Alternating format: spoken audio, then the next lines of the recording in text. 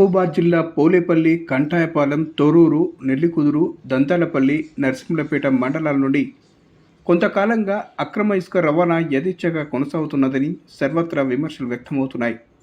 బహిరంగంగానే అక్రమ ఇసుక రవాణా జరుగుతున్నా అధికారులు చర్యలు తీసుకోకుండా చూసి చూడనట్లుగా వ్యవహరించడంపై ఆయా గ్రామాల ప్రజలు, స్థానికులు ఆగ్రహం వ్యక్తం చేస్తున్నారు.